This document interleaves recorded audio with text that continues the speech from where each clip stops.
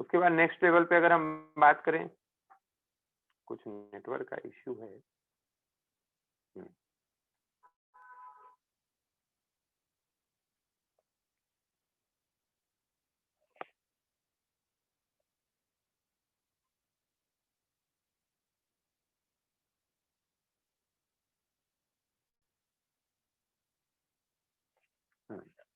Next level पे अगर आप देखिए तो अब फंक्शन की बात करते हैं। ये देखिए शॉर्टकट में ये जो आपको पीडीएफ दिखा रहे हैं, ये आपको ऑलरेडी हम भेज भी चुके हैं। किसी के पास नहीं हुआ तो पर्सनली मांग लेगा उसको, नहीं तो ये आपके पास है ऑलरेडी पीडीएफ, हम बस उसको एक्सप्लेन थोड़ा सा कर रहे हैं। फंक्शन की बात करें मनी मार्केट में, तो देखिए पहला फंक्शन दिया हुआ है, facilitates adjustment of liquidity position, यानी कि किसी के पास लिक्विड मनी है उसको इन्वेस्ट करना है और किसी को उस पैसे की जरूरत है। तो बस क्या होता है, मार्केट का मतलब क्या है, कोई भी मार्केट का यही सेंस होता है, किसी के पास फैसिलिटी है और कोई वो फैसिलिटी लेना चाहता है, तो वो इस एक फैसिलिटी दूसरी फैसिलिटी, मतलब एक को दूसरे में ट्रांसफर करना। जैसे आप लोग वाटर सिस्टम देखा करते थे, तो उसमें क्या होता था, एक्सचेंज होता था। बस यहाँ पे भी यही है कि जिसको नीड है, हम लोग मार्केट का मतलब ही ओवरऑल बाजार का मतलब होता है कि एक आदमी जिसको जरूरत है और एक आदमी जिसको बेचना है, जिसके पास वो प्रोडक्ट या सर्विस है, तो वही होता है मार्केट आपका। तो मनी मार्केट में किसी के पास पैसा है उसको देना है और किसी के पास पैसा नहीं है उसको जरूरत है उसको लेना है, तो वो मनी मार्केट हो जाता है। इसका कोई फॉर्मल पेस इंडिया में नहीं है, जिस वजह से जिसका फायदा जो है मनी लेंडर्स जो है वो उठाते हैं, जो ब्याज पे पैसे चलाते हैं। सेकेंड नंबर पे बात करें तो क्या लिखा है, outlet to short term surplus fund. तो जिसके पास ज्यादा पैसा है, जैसे आप और मेरे ही पास ही मान लो 2 लाख रुपए पड़ा हुआ है और उसका कोई यूज नहीं है, वो सर्विस क्लास है, तो हम 2 लाख रुपए वो किसी को दे सकते हैं, वो बदले में हमको ब्याज देगा, तो सरप्लस फंड का सही उपयोग हो जाएगा। अदरवाइज क्या होता है, सरप्लस फंड पड़ा हुआ है हमारे पास, किसी को जरूरत है उसको पता नहीं है, उसको चाहिए, अगर हम उसको दे दें वो उससे कमाएगा कुछ, ब्याज हमको भी दे देगा। फिर provision of short term fund to borrowers. Money market में क्या होता है, शॉर्ट टर्म फंड की नीड पूरी की जाती है बोरोवर्स की, तो वही बात जो पीछे हम लोग पढ़े हैं कैरेक्टरिस्टिक्स में, वही यहाँ पे रिपीट कर रहा है। An instrument of credit control. Credit control तो आप जानते ही हैं भाई, देखो ब्याज की दर बढ़ा देंगे तो क्या होगा, लोग पैसा कम लेंगे, तो क्रेडिट कंट्रोल हो जाएगा, लोग कम पैसा लेंगे, मार्केट में कम पैसा आएगा। और अगर वहीं ब्याज की दर घटा दी जाए तो मार्केट में पैसा ज्यादा आ जाएगा। तो ये तो बहुत कॉमन सी चीज है, आरबीआई भी ये करता है ऑर्गेनाइज सेक्टर में, और अनऑर्गेनाइज सेक्टर में भी ये किया जाता है। उसके बाद फिफ्थ नंबर पे देखिए, diverting fund to better use. Fund का को डाइवर्ट करना, बेटर यूज करना। भाई एक के पास पैसा है उसकी नीड नहीं है उसको, और दूसरे के पास पैसा नहीं है उसको नीड है, तो फंड एक जगह से दूसरी जगह डाइवर्ट कर दिया जाता है मनी मार्केट में। फिर है encouragement to saving and investment. भाई सिंपल सी चीज है, इससे इनकरेजमेंट मिलेगा ही, भाई जो पैसा लगा रहा है वो और सेविंग करेगा और पैसा लगाने की कोशिश करेगा। और जो इन्वेस्टमेंट की बात करें, तो अगर वो दूसरी जगह इन्वेस्ट करेगा तो उसको बदले में ब्याज मिलेगा। अगर आप बैंक में पैसा जमा करें आज के समय सेविंग में, तो 3 से 4% का आपको ब्याज मिलेगा मैक्सिमम। लेकिन वो पैसा अगर आप इन्वेस्टर एज ए इन्वेस्टर कहीं इन्वेस्ट कर दें, किसी को दे दें जिसको जरूरत है बिजनेस के लिए और काम के लिए, तो वो आपको कहीं ज्यादा ब्याज दे देगा। फिर इकोनॉमिक डेवलपमेंट, मार्केट में पैसा चलेगा, अगर डंप नहीं है, मार्केट में पैसा लगा हुआ है यानी बिजनेस में पैसा लगा हुआ है, तो वो पैसा हमेशा कंट्री की ग्रोथ में काम आता है, इससे इकोनॉमिक डेवलपमेंट होती है। फिर help government in A rising short term fund. Government को भी जरूरत हो तो मनी मार्केट के थ्रू एक वो आता है, क्या कहते हैं, इंस्ट्रूमेंट आता है मनी मार्केट में, ट्रेजरी बिल, और भी 1-2 इंस्ट्रूमेंट हैं, बॉन्ड्स हैं। तो गवर्नमेंट को भी जरूरत होती है तो गवर्नमेंट मार्केट से जो है पैसा उठा सकती है, यानी मनी मार्केट में वो इशू करके ट्रेजरी बिल पैसा जो है इकट्ठा कर सकती है अपनी जरूरत के लिए। तो नीचे उसका डिवीजन दिया हुआ है, आप देख सकते हैं मनी मार्केट का डिवीजन दिया हुआ है। देखिए ऑर्गेनाइज सेक्टर बता रहा है, अनऑर्गेनाइज सेक्टर बता रहा है। ऑर्गेनाइज सेक्टर में कॉल मनी हो गया, बिल मार्केट हो गया, इसके बारे में डिटेल में भी पढ़ेंगे। सर्टिफिकेट ऑफ डिपॉजिट हो गया, कमर्शियल पेपर हो गया। नीचे आप देखिए ट्रेजरी बिल है, कमर्शियल बिल है। बिल के 2 टाइप दिए हुए हैं। ट्रेजरी बिल जो है गवर्नमेंट इशू करती है, और कमर्शियल बिल जो है वो कंपनीज या फिर जो ट्रेडर्स होते हैं वो आपस में एक दूसरे के लिए इशू करते हैं। उसके बाद जो है सर्टिफिकेट ऑफ डिपॉजिट है, सर्टिफिकेट ऑफ ये कमर्शियल पेपर हो गया। फिर मनी मार्केट म्यूचुअल फंड है, रीपर्चेज एग्रीमेंट्स हैं, और इंटर बैंक पार्टिसिपेशन सर्टिफिकेट। इन सबको डिटेल में अभी हम पढ़ेंगे। और उसके बाद अनऑर्गेनाइज सेक्टर है, जिसमें आप हुंडीज, हम लोग पहले भी बात किए हुंडीज के बारे में, इंडिजेनियस बैंकर जिसको देसी बैंकर या मनी लेंडर्स कहते हैं, जिन जो ऑर्गेनाइज नहीं है, उल्टा सीधा वो ब्याज हमसे वसूल लेते हैं, निधीज एंड चिट फंड, इन सबको डिटेल में भी हम लोग डिस्कस करेंगे।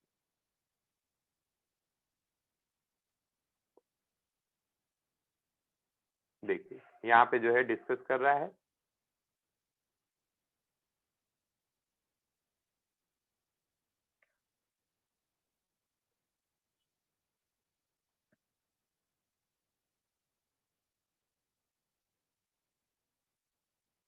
ये देखिए ऑर्गेनाइज मनी मार्केट को डिस्कस पहले करेंगे। Call money market, bill market, acceptance market, collateral loan market, commercial paper, certificate of deposit and money market, mutual fund, एक दो मिस भी किया हुआ है, उसको भी हम लोग डिस्कस कर लेंगे। चलिए सबसे पहले हम लोग कॉल मनी मार्केट की बात करते हैं। कॉल मनी मार्केट जो है सबसे शॉर्ट पीरियड के लिए होता है। नॉर्मली इसको कहा जाता है कि 1 दिन से लेके 7 दिन तक के लिए या मैक्सिमम 15 दिन तक के लिए लोन की अगर नीड है। आप में से कोई बता सकता है अनम्यूट करके या मैसेज देके कि ये जो नीड होती है 7 दिन या 15 दिन तक के लिए, मतलब बहुत कम समय के लिए, 24 घंटे के लिए से लेकर 7 या नॉर्मली 1 हफ्ते का ही होता है, 24 घंटे से 1 हफ्ते के बीच का। तो इतने कम समय के लिए पैसे की नीड कौन से ऑर्गेनाइजेशन को होती है कि पैसा लें और एक विद इन अ वीक हम वापस भी कर दें? कौन से ऑर्गेनाइजेशन ऐसा है जिसको इस तरह के पैसे की जरूरत पड़ सकती है? कोई बताएगा आप में से? बता सकता है?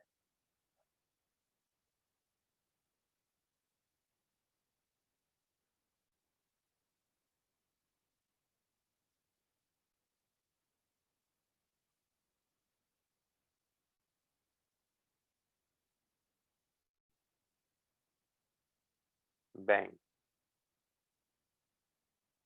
Good Tanisha, bank. शेयर क्या लिखा है? ऑर्गेनाइजेशन की हम लोग बात कर रहे हैं और ये तनीषा का जवाब सही है, बैंक। बैंक को नीड पड़ती है। होता क्या है, कभी कभी एकाएक कोई पैसा लेने आ जाता है, कोई भी आ सकता है। एकाएक कोई पैसा लेने चला आया, बैंक में उसका पैसा डिपॉजिट था, बैंक तो पैसे को इन्वेस्ट कर दिया था। अब एकाएक बैंक के पास बहुत से लोग पैसा लेने के लिए चले आए।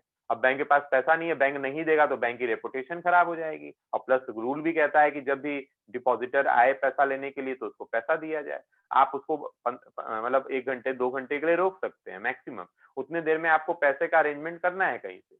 तो ऐसी कंडीशन में एक बैंक जो है कॉल मनी मार्केट के थ्रू, कॉल मनी के थ्रू वो दूसरे बैंक से या कोई इन्वेस्टर से पैसा उधार ले सकता है, जिससे कि उसकी रेपुटेशन, उसकी गुडविल खराब ना हो और जो डिपॉजिटर पैसा लेने आया है उसको पे कर देता है। कई बार ऐसा होता है। और जब भी वो मानेगा, कॉल मनी इसलिए कहा जाता है जब भी जो जिसने पैसा दिया है आपको, आप अपने आप को बैंक समझ लीजिए, आपने जिससे भी पैसा लिया है वो आदमी जब भी आप पैसा मांगेगा 24 घंटे से लेके 7 दिन के अंदर, तो तुरंत आपको रिटर्न भी उसको करना होगा। जिस तरह हमको नीड पड़ गई है, हो सकता है उसको भी नीड पड़ गई हो, दोनों हो सकता है। तो ऐसी कंडीशन में हम लोगों को कॉल मनी मार्केट के थ्रू जो है हम लोगों को मतलब ये केवल नॉर्मली देखा जाए तो केवल बैंक में ही इस तरह के जो है इंस्ट्रूमेंट की जरूरत पड़ती है, और किसी जगह पे इस तरह के इंस्ट्रूमेंट की जरूरत नहीं पड़ती है कभी भी, बैंक में ही जरूरत पड़ती है। ये कॉल मनी मार्केट है। उसके बाद अगर आप देखें तो इसमें बहुत ज्यादा नहीं पढ़ना है, बस आपको वही 4 लाइन 5 लाइन पढ़ना है, उससे ज्यादा आपको कोई मतलब नहीं है। और उसके बाद आते हैं बिल मनी, ये हर हमेशा एग्जाम में आता है।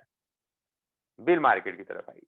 देखिए बिल मार्केट में 2 तरह के मार्केट हो, एक ट्रेजरी बिल हो गया, एक कमर्शियल बिल हो गया। ट्रेजरी बिल वो है जो नॉर्मली गवर्नमेंट इशू करती है, देखिए ये लिखा भी है। Treasury bill consist of bill of promissory note issued by the government of the country to raise short term fund. Government को तुरंत पैसे की जरूरत है, 2 महीना 4 महीना 6 महीने के लिए या साल भर के अंदर के लिए गवर्नमेंट को पैसे की जरूरत है, एकाएक अगर पड़ गई तो गवर्नमेंट ट्रेजरी बिल इशू करके वो पैसे का अरेंजमेंट कर लेती है और वापस 1 साल के अंदर उन लोगों का पैसा कर देती है।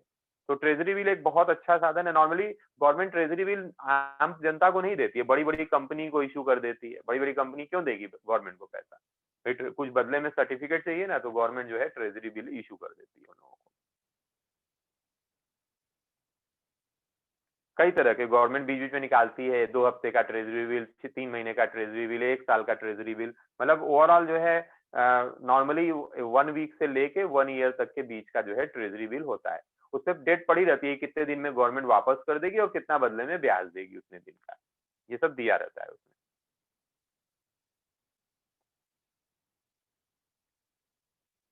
ट्रेजरी बिल के बाद कमर्शियल बिल की अगर हम लोग बात करें, कमर्शियल बिल, तो कमर्शियल बिल में क्या होता है, जो आप बिल ऑफ एक्सचेंज पढ़े हैं उसकी जनरल एंट्री भी पढ़े हैं, BRBP इस तरह के टर्म का भी यूज करते हैं आप लोग, BRBP करते हैं ना, वही ट्रेजरी बिल होता है आपका।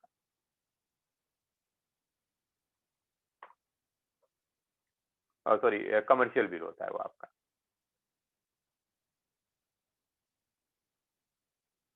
देखिए उसका एक प्रोफार्मा भी दिया हुआ है नीचे।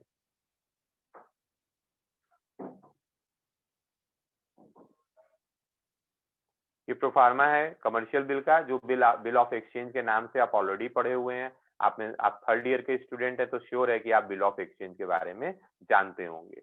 तो एक ट्रेडर या क्रेडिटर और डेटर के बीच का मैटर होता है, तो कुछ उधार की फैसिलिटी मिल जाती है बिल ऑफ एक्सचेंज के थ्रू, और इसको डिस्काउंटिंग भी कराया जाता है। उसके लिए आप बैंक से डिस्काउंट करा सकते हैं, बहुत से डिस्काउंट हाउसेज भी हैं, ये आपके सिलेबस का पार्ट है डिस्काउंट हाउसेज। तो बहुत से ऐसे डिस्काउंट हाउसेज और बैंक्स हैं जो कि बिल को डिस्काउंट करते हैं, बिल को डिस्काउंट कर देते हैं, तो हमें पैसे की नीड जो है एकाएक पूरी हो जाए। जैसे 3 महीने का बिल किसी से मिल गया कि 3 महीने बाद पेमेंट मिलेगा, तो उस बिल को हम बैंक से और डिस्काउंट हाउसेज से डिस्काउंट कराकर तुरंत पैसे का अरेंजमेंट कर सकते हैं फॉर पर्टिकुलर मंथ।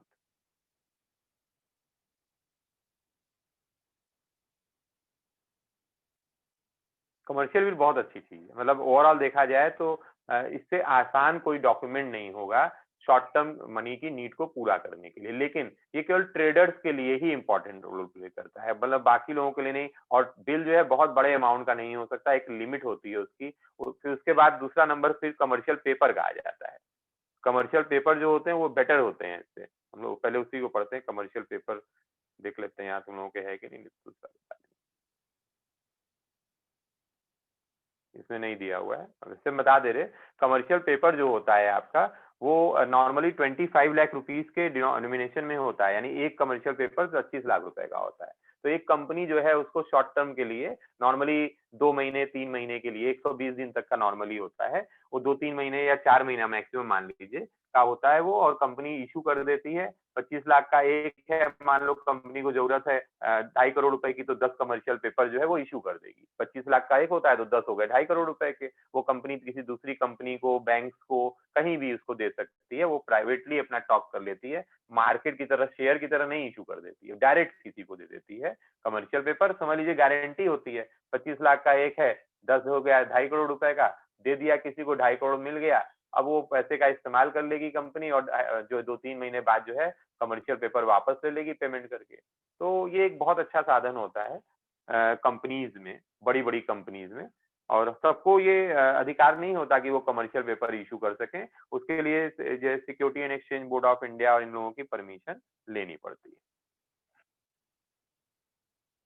फिर ये एक्सेप्टेंस मार्केट दिया हुआ है, एक्सेप्टेंस हाउसेस दिया हुआ है, तो ये अगर देखा जाए तो ये सब धीरे धीरे अब खत्म होते जा रहे हैं, क्योंकि डायरेक्ट लोग आपस में बिल ऑफ एक्सचेंज जो है आपस में एक्सचेंज कर लेते हैं। ये एक्सेप्टेंस मार्केट और एक्सेप्टेंस हाउसेस जो हुआ करते थे, ये लोग भी बिल ऑफ एक्सचेंज इशू किया करते थे, लेकिन अब धीरे धीरे ये खत्म होता चला जा रहा है। न्यू बुक में आपको इसलिए नहीं दिखेगा, लेकिन हाँ ये डिस्काउंट हाउसेस की बात कर सकते हैं हम लोग कि डिस्काउंट हाउसेस क्या है।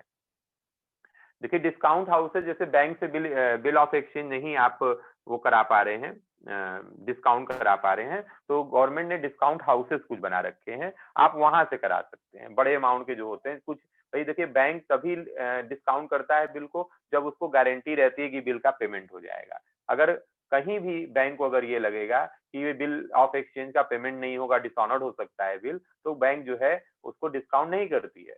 तो भाई लोग कहाँ जाएंगे, तो उसके लिए डिस्काउंट हाउसेस बनाए हुए हैं, और उन डिस्काउंट हाउसेस से जो है हम आसानी से अपने बिल ऑफ एक्सचेंज को डिस्काउंट करा सकते हैं।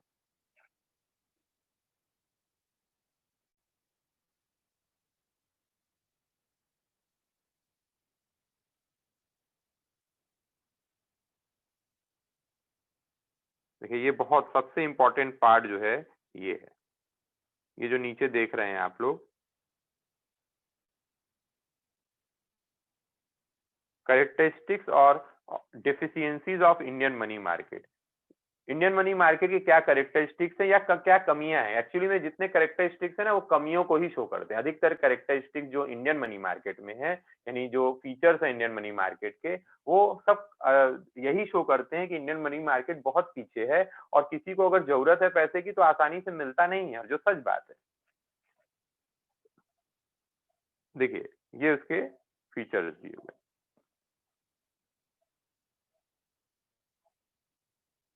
और लार्ज अनऑर्गेनाइज मनी मार्केट देखा है, एक तरफ लार्ज बड़ा भी कह रहा है और अनऑर्गेनाइज कह दे रहा है। अनऑर्गेनाइज का मतलब क्या हो जाता है कि असंगठित है, यानी वो मार्केट के लिए कोई रूल रेगुलेशन नहीं बने हुए हैं, और ये सबसे बड़ी बुराई है। ये कैरेक्टर जरूर है लेकिन ये खराब कैरेक्टर। लैक ऑफ कोऑर्डिनेशन, कई लोग ब्याज पे पैसा देते हैं, उनका आपस में कोई कोऑर्डिनेशन नहीं है। कोई 10% ब्याज ले रहा है, कोई 20% ब्याज ले रहा है, कोई 25% ले रहा है। मतलब जिसको जैसी नीड हो उसके, मतलब देख रहा है सामने वाले की नीड जरूरी है पैसे की तो ज्यादा ब्याज ले लो उससे, तो ये मिसयूज कर रहे हैं लोग। इन educate bill market, bill market भी जो हमारे देश में वो भी बहुत अच्छा नहीं है।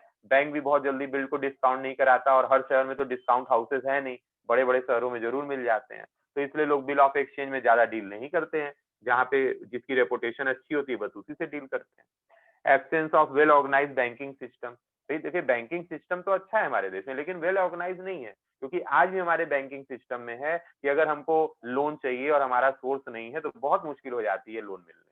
तो ये वाकई में अच्छा सिस्टम नहीं माना जाता, और कोई जवाब दे नहीं है, बैंक कह देगा नहीं देंगे तो नहीं देंगे, कोई कुछ भी बोलने भी नहीं आता। फिर उसके बाद differences in interest rate in different section of the money market, बिल्कुल हर जगह ब्याज की दर अलग है। आप मनी लेंडर से लेने जाएंगे वो इंटरेस्ट जो है आपसे 20 से 25% के बीच ले लेता है। बैंक वही इंटरेस्ट 13 से 14% लेता है पर्सनल लोन पे। हाउसेस के लिए 7 से 9% के बीच बैंक लोन ले लेता है।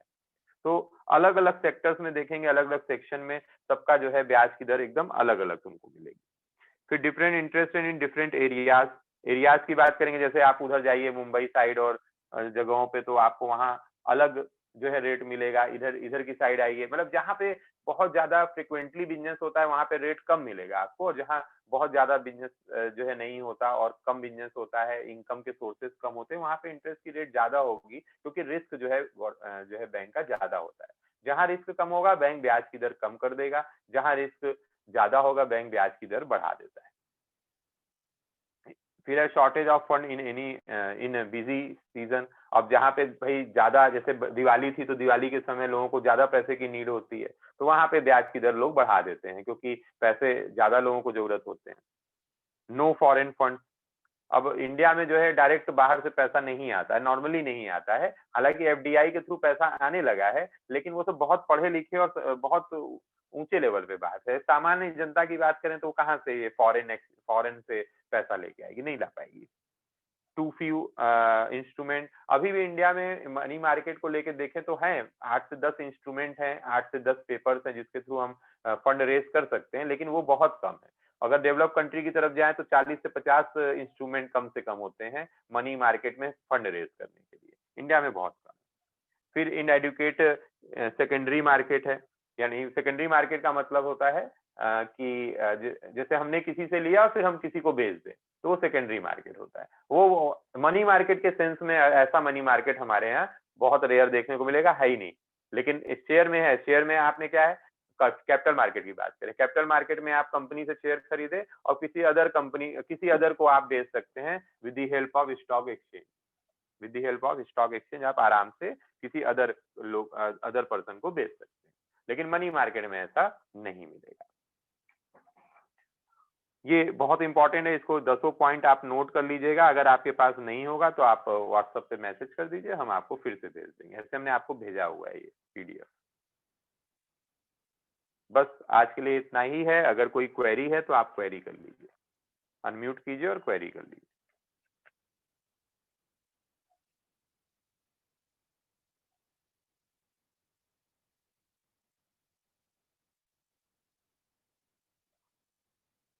बहुत ज्यादा बच्चे हैं नहीं, अदिति, आकांक्षा, इशिका, साक्षी, श्वेता पांडे, तनीषा श्रीवास्तव, विद्या गुप्ता, तनीषा कुछ कह रही है।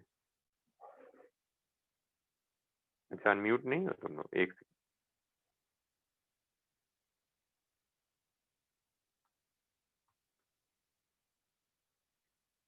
देखो अब कर पा रही हो? Good evening sir. Good evening बेटा, बोलो। सर कोई क्वेरी नहीं है सर, बस एक नोटिस आई है जिसमें 2 तारीख से कॉलेज खुल रहा है, तो सर तो हम लोग को आना है? बेटा अभी तक तो यही है कि 2 तारीख से कॉलेज यूजी ऐसे पीजी का खुल गया है, मतलब एमकॉम की क्लास हम लोग लेने लगे हैं कल से। आज सेकेंड डे था। एमकॉम का 25 से स्टार्ट था, वो स्टार्ट हो गया है, दोनों क्लास एमकॉम की चल रही है। और यूजी के लिए अभी तक यही आया है कि वो भी 2 तारीख से स्टार्ट होगा, लेकिन उसके लिए कैसे मैनेज करेंगे ये क्लास में, ये अभी तक हम लोगों को नहीं पता। फिलहाल हम लोग अपने लेवल पे टीचर्स डिसाइड किए कि बच्चे बहुत ज्यादा तो नहीं आएंगे, तो हम लोग ये कोशिश करेंगे कि क्लास लेंगे जो भी बच्चे आएंगे, और उसी में ट्राइपॉड लगाकर हम लोग जो है आपस में डिस्कस कर लेंगे, मतलब वो ऑनलाइन भी साथ ही साथ जो है हम लोग चला देंगे। ये हम लोग की